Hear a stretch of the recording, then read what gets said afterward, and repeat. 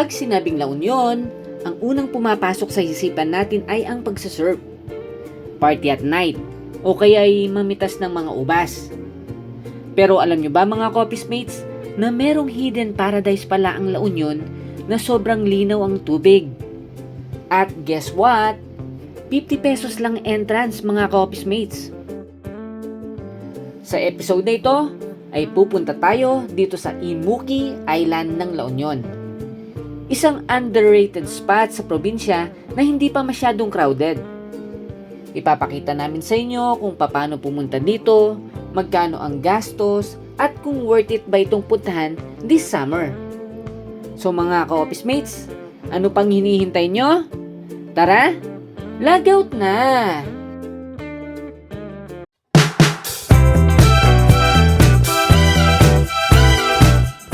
So, paano nga ba pumunta dito sa Imuki Island?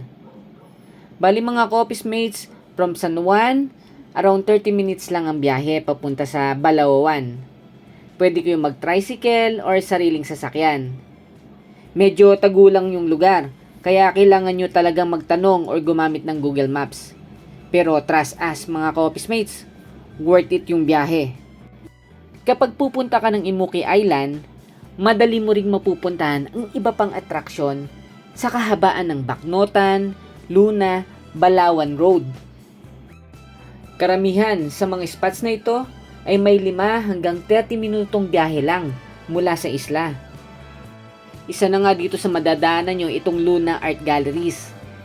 Dito sa loob nito mayroong makikitang bahay na bato, bato de luna, at kamay na bato.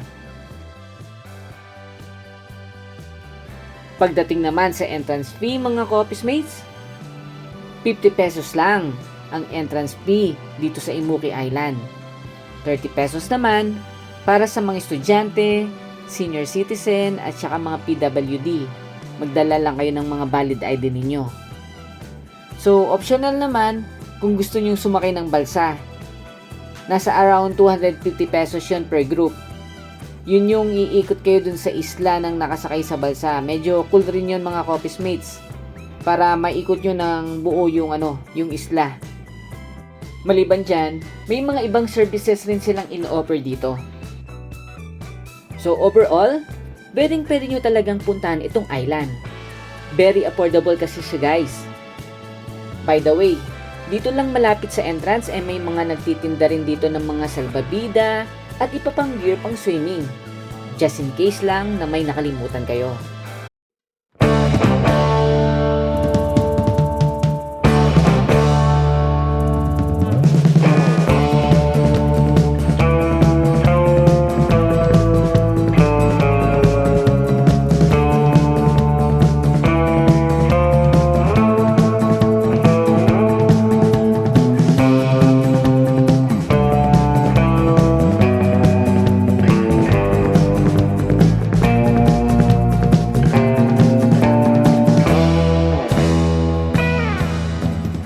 So mga ka-office mates, pag low tide pala dito, pwede kang maglakad papunta sa isla.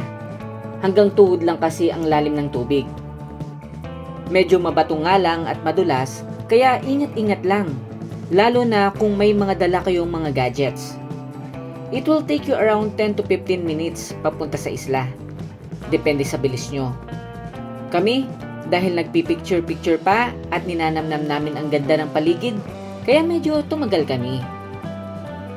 Kung sakali naman na malakas ang alon o mataas ang tubig, pwede naman kayong magrenta ng mga bamboo raft dito papunta sa isla.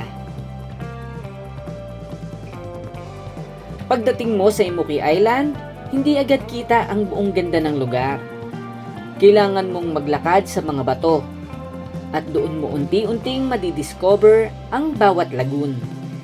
Parang treasure hunt, pero ang bawat reward mo, sobrang ganda ng views. Ang 3 lagoon sa Imuki Island ay tanyag dahil sa kanilang kristal na linaw ng tubig at sa mga kakaibang pangalan nito na hango sa lokal na terminong Ilocano para sa mga bahagi ng katawan. Ang Imuki Lagoon ay ang first lagoon. Ito ang pangunahing lagoon at pinagmulan ng pangalan ng isla.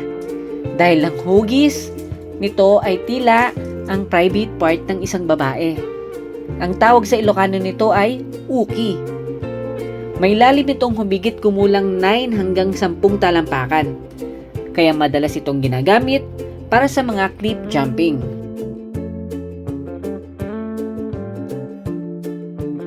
Sa di kalayuan sa First Lagoon, marami kayong makikitang spot na pwede kayong magbabad. Ang tubig pala dito ay nanggagaling sa dagat. At pag low tide, dahil may part dito na malalalim, dito natatrap yung mga tubig at nagiging lagoon. Ang medyo delikado lang sa part ng Imuki ay ang mga natuyong corals. Matatalim talaga ang mga ito at kaunting dulas nyo lang, siguradong masusugatan kayo guys. Kaya better wear proper slippers pag nagpunta kayo dito. Hey!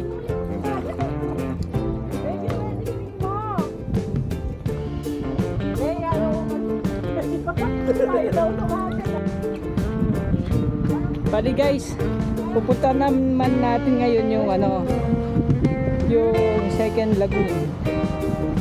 Tignan natin kung anong mas okay sa dalawa.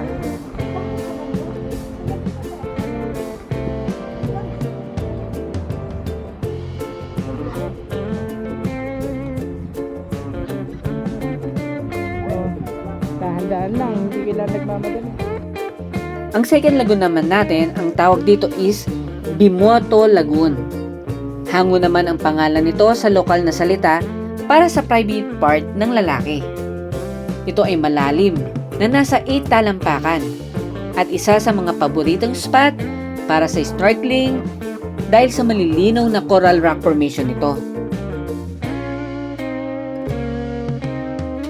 Ang third lagoon naman natin, ang tawag nila dito is Imubet Lagoon. Ang pangalan nito ay hango sa salitang Ilocano para sa puwet. O kaya yung tawag nga nila is ubet.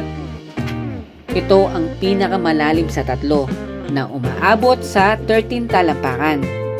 Sinasabi rin ng mga lokal na medyo kakaiba ang amoy ng tubig dito kapag gabi na ayon sa biro ay tugma sa pangalan nito. Maaaring bisitahin ang mga lagoon na ito sa pamamagitan ng paglalakad tuwing low tide o sa pagsakay sa bamboo raft o balsa. Pinapaalalahanan ng mga turista na gumamit ng mga aqua shoes dahil matatalim ang mga patay na coral sa paligid ng isla. Kung low tide pa rin hanggang sa pag-uwi nyo, pwede nyo ulit lakarin ito mga Coffees Mates. Enjoy pa rin kahit papauwi na.